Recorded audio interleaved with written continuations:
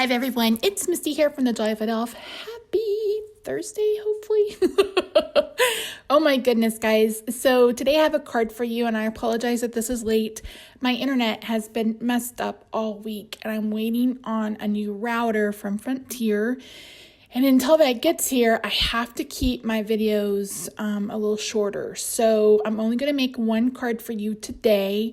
And then hopefully I'll have a couple more cards for you this weekend, but no promises. I really do want to get more use out of this kit because I really love it, but I don't know what's going to happen. So I'm making a slimline card today. Now, the thing to know about slimline cards is people use different measurements, and this is what I'm going to tell you. My card panel right here measures 3 1/4 by 8 3/4.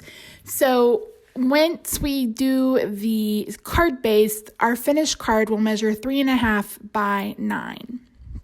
So I'm showing you my practice run. So I want to create a rainbow background. I want it to look like my little balloons are floating through a rainbow.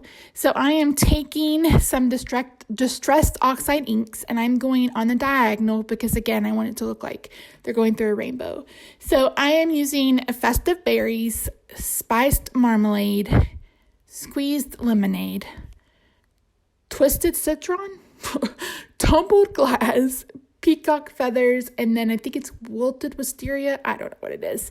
And I am using, these are actually makeup brushes I got off Amazon. So you can, buy brushes from a craft company if you want to, or you can just find some makeup brushes. I think these were called like toothbrush makeup brushes on Amazon, and they work perfectly.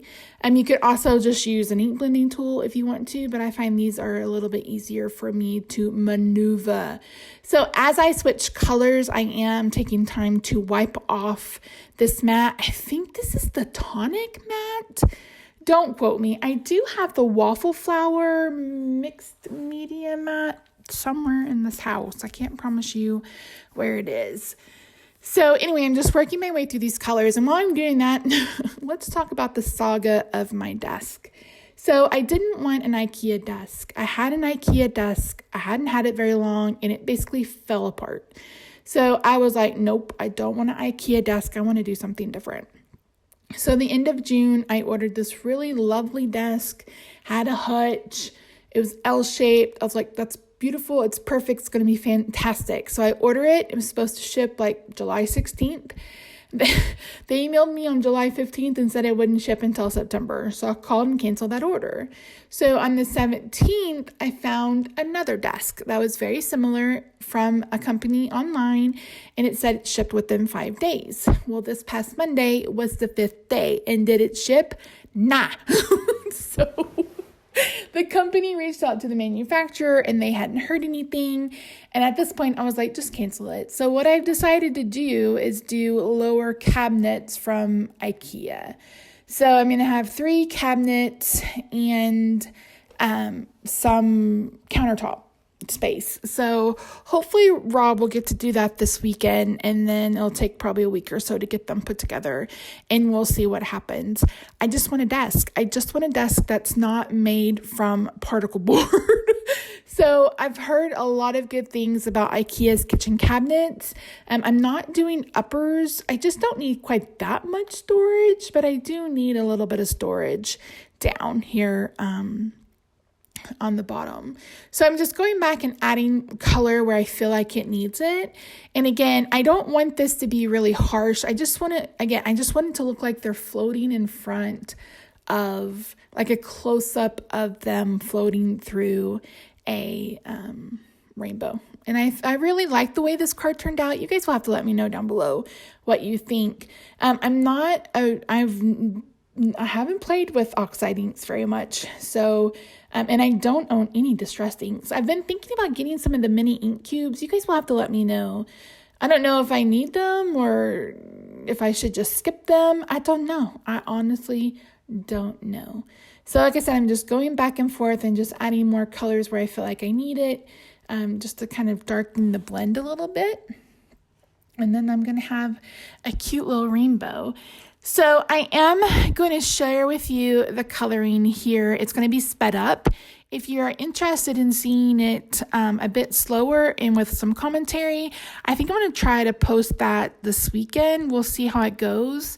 But I know not everyone is really interested in seeing me color. So that's what we'll do for that. So I'm going to bring in my stamparatus and I am going to stamp the balloon that has the rabbit kind of hanging off of it. I'm stamping this on the white cardstock that came in the kit. And you'll see that I turned it around. That's because I messed up like 3 different times. So finally I got it how I thought I needed to do.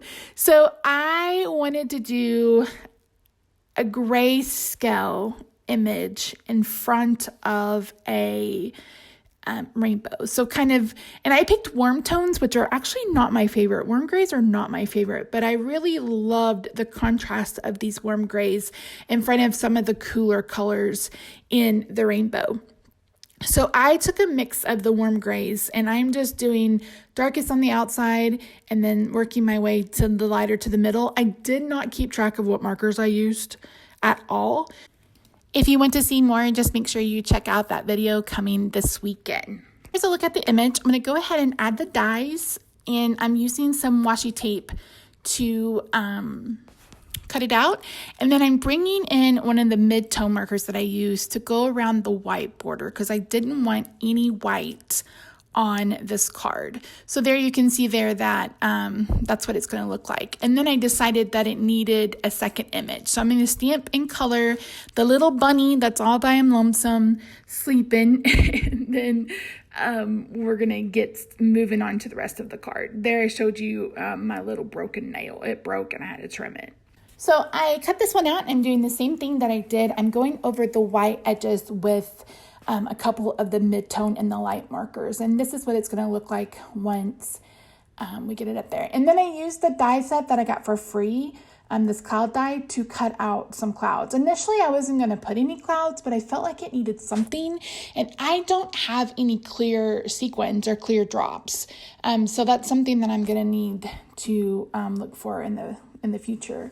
There you see me taking a picture because I am notorious for forgetting what what I'm doing when I go back to my card. So here I thought about adding some swirls and stuff in the clouds, and then I was like, no. So I just turned it over and used one of the lighter warm grays to color them because again, I don't want anything a stark white. I don't want stark white. I want it to be this kind of warm off-white or warm gray.